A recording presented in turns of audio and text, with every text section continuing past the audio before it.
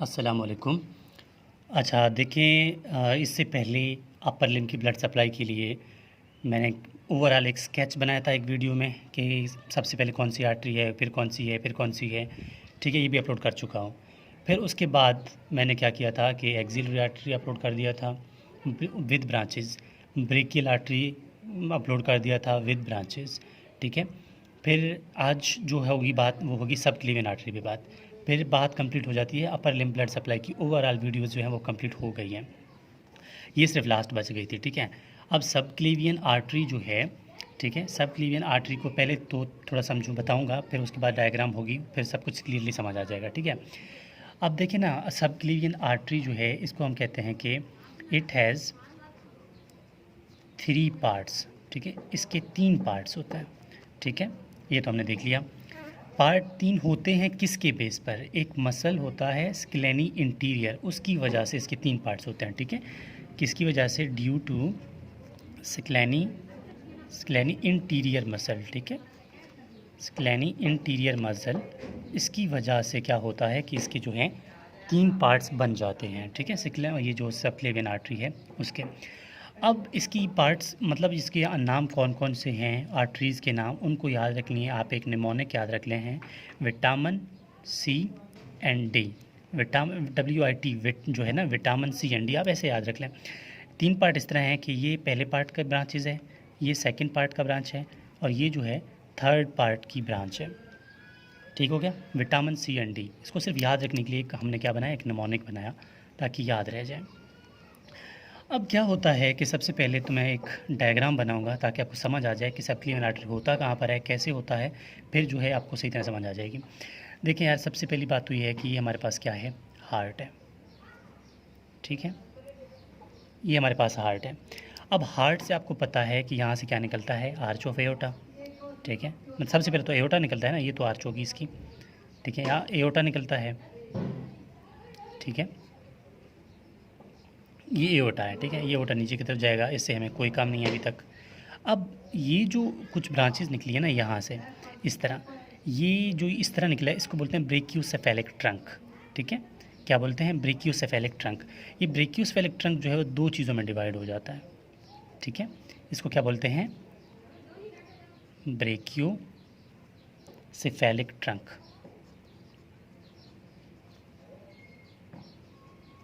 ये brachiocephalic trunk जो है ये 2 चीज़ों में डिवाइड हो गया, 2 आर्टरीज़ में डिवाइड हो गया। कौन कौन से? ये है सबक्लीवियन आर्टरी। कौन सी? Right सबक्लीवियन artery. ठीक है, ये राइट कॉमन कैरोटिड आर्टरी, इसी का नाम क्या है? सबक्लीवियन आर्टरी, सबक्लीवियन आर्टरी। अब जो ये दोनों ब्रांच थे ना, ये लेफ्ट कॉमन कैरोटिड है, और ये क्या है? ठीक है, ये जो है ये राइट कॉमन राइट सबक्लीवियन आर्टरी था।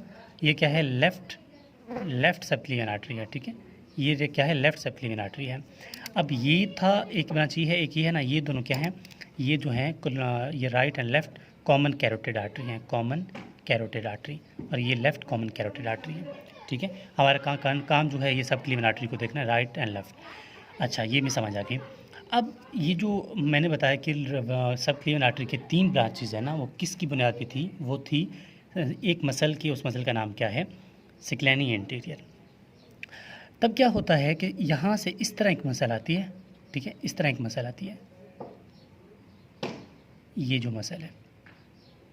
ठीक है, ये मसल इस तरह आती है कि सबसे पहले ये जो ब्रांच है, ये जो एक बचा है मसल थोड़ा ऊपर सा होता है, पहला ब्रांच ये है, सेकंड पार्ट ये है, थर्ड पार्ट ये है। मतलब इसी की बुनियाद पर हम लोगों ने क्या नाम, 3 पार्ट्स बनाए उसके। ठीक है, पहला जो मसल से पहले वाला, दूसरा मसल के ऊपर वाला हिस्सा, तीसरा मसल के आगे वाला हिस्सा। इसलिए हम लोग क्या बोलते हैं कि इसके 3 ब्रांचेज होते हैं। 3 ब्रांचेज, ये तो हमें डायग्राम समझ आ गया। अब तीनों ब्रांचेज के नाम क्या क्या हैं वो देखने हैं। अगर मैं कहूँ कि फर्स्ट पार्ट, ठीक है, फर्स्ट पार्ट में VIT यानी जो भी आर्टरी होगा इसी नाम से शुरू होगा। तो पहला होगा, उसको हम बोलेंगे वर्टिब्रल आर्टरी, वर्टिब्रल आर्टरी। ठीक है, सेकंड आई से है तो क्या होगा? Internal thoracic artery, internal thoracic artery. जो तीसरा है वो होगा थोरैको सर्वाइकल आर्टरी, टी से स्टार्ट है ना, थोरैको थोरैको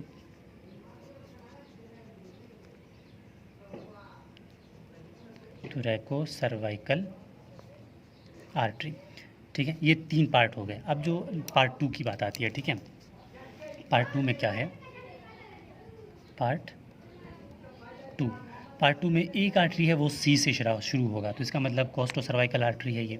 ठीक है, कोस्टो सर्वाइकल आर्टरी, ये कोस्टो सर्वाइकल आर्टरी होगा। अब आती है पार्ट 3 यानी कि लास्ट। ये लास्ट में डी से कोई भी है आर्टरी जो वो डी से शुरू होगा। ठीक है, ये विटामिन सी एंड डी बताया था ना, विट जो है हमने यहाँ पर यूज़ किया, सी हमने यहाँ पर यूज़ किया, अब डी की बात आती है। ठीक है, डी से जो आर्टरी है वो है dorsal scapular artery, dorsal scapular artery. अब यहाँ पर बात कंप्लीट हो जाती है, लेकिन ये डॉर्सल स्कैपुलर आर्टरी जो है ये हर पेशेंट या हर इंसान में नहीं होता। ठीक है, आप याद रख लें, मैं यहाँ पर लिख देता हूँ कि ये जो है हर किसी में नहीं होता। ठीक है, ये बात आपने याद रखनी है, ये आर्टरी हर किसी में नहीं होता, मतलब कुछ लोगों में होता है। ठीक है, ओकेजनरी कंडीशन है, कभी होता है कभी नहीं होता। ठीक हो गया। अब तो यहाँ पर बात कंप्लीट हो जाती है सब क्लीवन आर्टरी की। एक रिवीजन ले लें सब क्लीवन आर्टरी का। सब क्लीवन आर्टरी क्या था, आर्च ऑफ एओर्टा से निकल रहा था, ब्रेकियस फेलेक्ट्रम डिवाइड हो गया सब क्लीवन आर्टरी में और कॉमन कैरोटिड आर्टरी में।